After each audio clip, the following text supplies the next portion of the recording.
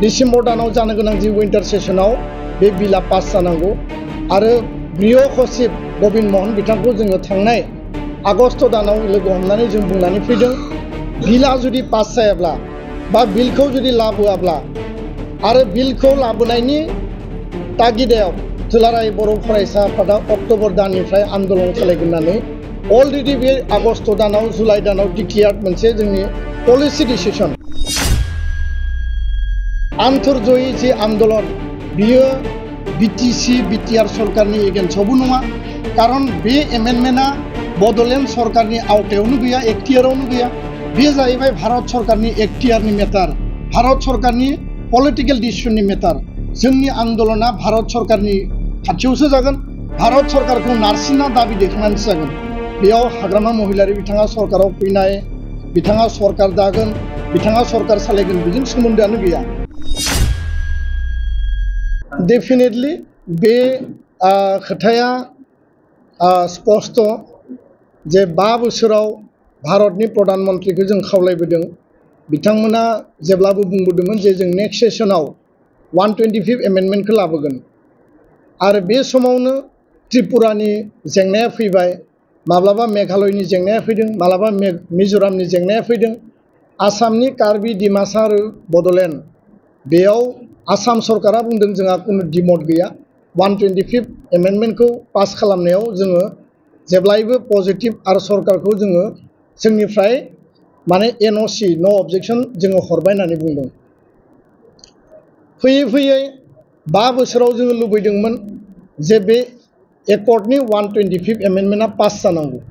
नाथायबा थांनाय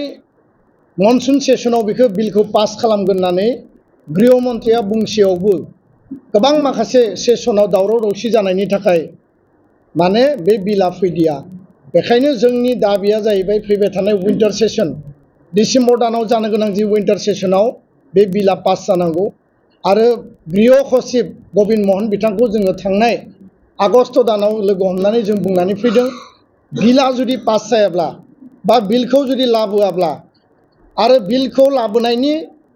तागिदायाव दुलाराय बर' फरायसा आफादा अक्ट'बर दाननिफ्राय आन्दोलन खालामगोन होननानै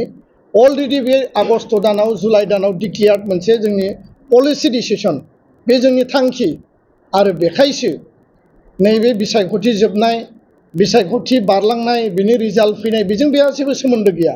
दुलाराय बर' फरायसा आफादा गावनि अन कर्स अफ एक्सनाव खामानि मावदों 125 एमेन्डमेन्टखौ लाबोनांगौनि पास खालामनांगौनि जे आन्दोलन गणतान्त्रिक आन्तर्जयी जे आन्दोलन बियो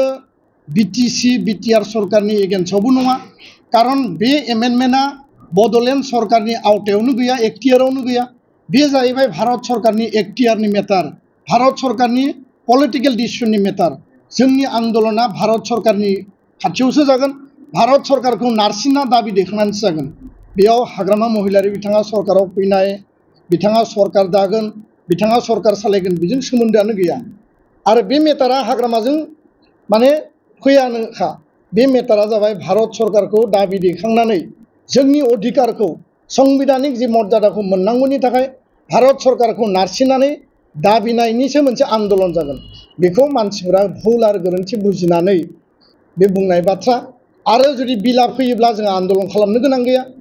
बेखौ आल्टिमेटलिथ' सरकारानो मावहैनांगोन काउन्सिल सरकारानो मावहैनांगोन आरो बिनि सुबिदाखौ बिथांमोनानो मोनजागोन बे खोथाया गासिबो स्रा स्रा स्पष्ट गोजोन्थों